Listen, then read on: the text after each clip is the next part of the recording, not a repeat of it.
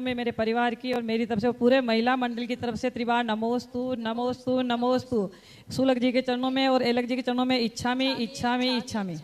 गुरु और मेरी जिज्ञासा है कि अपन भीड़ में जब आर देते हैं तो आगे वाले की देने वाले की भावना ये रहती है कि मैं ही देता रहूं, और जो पीछे लाइन में लगे रहते हैं उनकी भावना ये रहती है कि ये हटे तो मेरा भी नंबर आए। उसमें कितना दोष और कितना पुण्य बंद होता है। पहली बात है, हम सबसे सरल रास्ता बता देते हैं। आहार में लग कर के दान देना 20 नंबर मिलेंगे। तो 20 चौका लगाने पर मुनिराज का आहार हो जाए तो 100 नंबर। बिना चौका लगाए जो आहार में दान देते हैं उनके 20 नंबर मिलते हैं। 20 नंबर वाला पास माना जाता कि फेल। इससे अच्छा एक उपाय है कि चौके की लाइन में लगने की अपेक्षा भली आहार नहीं हो में चौका लगाओ ना तो 80 नंबर मिलेंगे। रिपीट करूं, चौका लगाओ और आहार नहीं हो में तो भी कितने नंबर हैं? 80 नंबर मिलते। आहार नहीं होने पर, नहीं देने पर, मार तुमने चौका लगाया है और आहार नहीं हुए, कोई बात नहीं, 80 नंबर तुम्हारे पास रहेंगे। और चौका नहीं लगाया और दूसरे के चौके में जाके आहार दे रहे हो तो 20 नंबर मिलेंगे। यानी आहार देने पर भी फेल और चौका लगाओ तो आहार नहीं देने पर भी डिक्टेंस है। मेरठ लिखते। ये सीखो ना, क्यों लाइन में लगते हो, क्यों भीड़ करते हो? कुचित कदाचित कोई बाहर का व्यक्ति आ जाए तो बात अलग है। नगर में साधु आए फिर भी दूसरे के चौके में दो, ये शोभा का काम नहीं है। ऐसे लोगों को फिर यही कर्मबंध होता है कि उनके नगर में साधु आते ही नहीं, उन्हें फिर दूसरे नगरों में जाके ही आहार देना पड़ता है।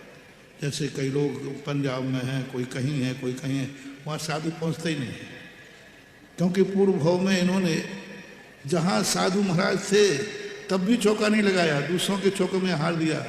तो कर्म कहता है एक सीट खाली करो। पंजाब भेजने देते हैं, जब कभी देना हो तो इंदौर आ जाना, फिर दे देना। और क्या, टेट फॉर टेट वाली बात है। यहाँ जब तुम्हें मिलता है तुम उपयोग नहीं करते। साधु है ये मत सोचो महाराज जी आप किस किस चौके में जाओगे, हम तो किसी चौके में नहीं जाएंगे।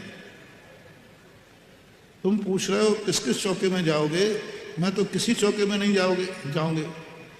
तो भी तुमने संकल्प करना है, आप किसी चौके में जाओ या ना जाओ, हमारे तो घर घर में चौका लगेगा।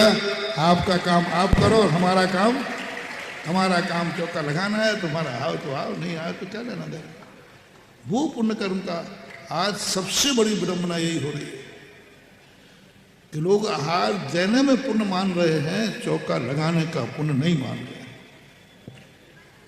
चौका देने में पुण्य मान रहे हैं, लाइन लगाते, भीड़ लगाते हैं, उसी में अपने आप को पुण्य मान लेते हैं। बहुत बड़ी भूल कर रहे हैं। और ये सब लोगों को धारणा बना लेना चाहिए। पूरे भारत के लिए दे रहा हूं, दूसरे चौके में आहार देने में मार 20 नंबर मिलेंगे, फैल के फैल रहोगे। और स्वयं चौका लगाओ, भली आहार नहीं हो में 4 महीने में तो भी प्रतिदिन 80 नंबर तुम्हारे खाते में जमा होंगे। तो ये करना चाहिए। मैं तो इसी बात का समर्थक हूँ। लाइन लगाने में तो जिसको मौका मिलता है कौन छोड़ेगा। ऐसा तुम आगे वाले को कह रहे हो कि आगे वाला हट नहीं रहा, तुम जब आओगे तुम कौन सी हट जाओगी? हर व्यक्ति को दूसरा व्यक्ति लगता है कि हट नहीं रहा। जब तुम्हारा नंबर आए तो तुम भी वही करोगे जो आगे वाले ने किया है। जिसको मौका मिलता है कोई नहीं छोड़ता, सब लोग सोचना। फिर भी एक ग्रास देकर के हट जाना चाहिए।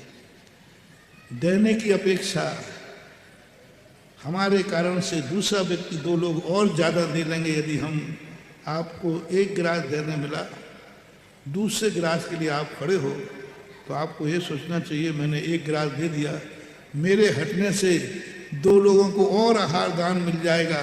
तो 2 गिलास देने की अपेक्षा दूसरे को जो तुमने मौका दिया उसका पुण्य ज़्यादा है।